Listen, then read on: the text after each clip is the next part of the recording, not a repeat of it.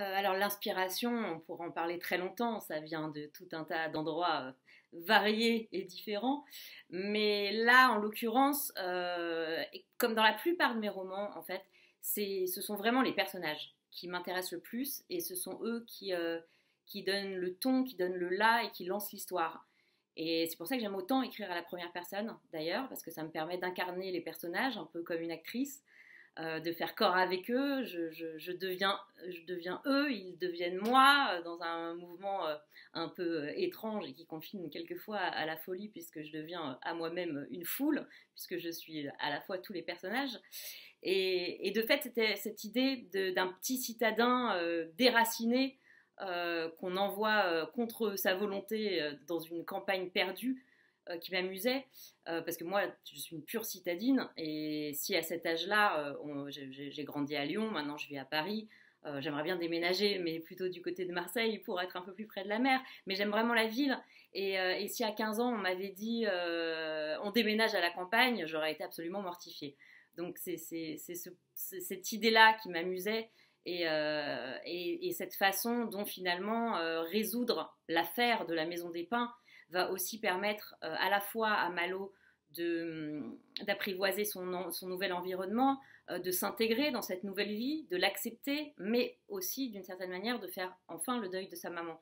Et c'est tout ça qui m'intéressait. Et donc c'est ce personnage-là qui m'a portée, et j'ai avancé avec lui pas à pas en me disant voilà, je suis avec lui, je suis dans cette situation, comment je réagis. Et c'est en général comme ça que je travaille et que les personnages se créent, avancent et l'histoire avance avec eux, portée par eux.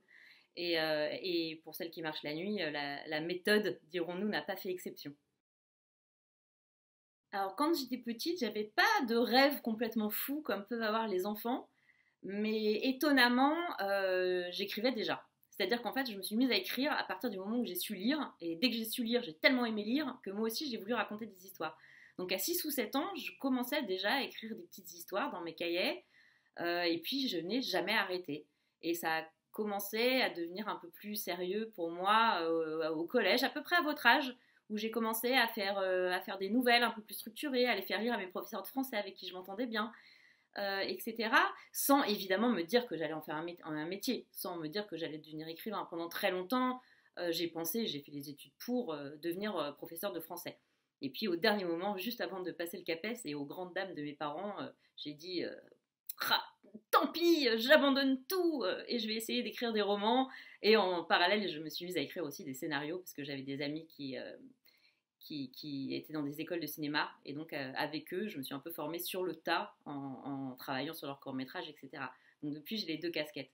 Mais on peut quand même dire, d'une certaine manière, que le fait d'être aujourd'hui auteur, c'est une sorte de rêve d'enfant qui se réalise. En scénario, on parle de fantômes pour désigner ce qui hante le personnage principal, c'est-à-dire un traumatisme, un secret, quelque chose d'enfoui qui l'empêche de vivre ou d'accomplir son destin. Voilà, on appelle ça le fantôme ou le ghost en anglais.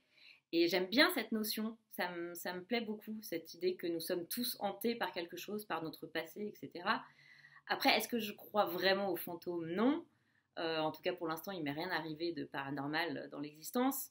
Mais, et en même temps, je pense qu'on vit tous avec, parce que finalement, les fantômes, bah voilà, ce sont les douleurs du passé, ce sont les gens qu'on aime, qu'on a aimé, qu'on a perdu, et qui continuent à vivre dans notre souvenir. Et c'est une jolie idée.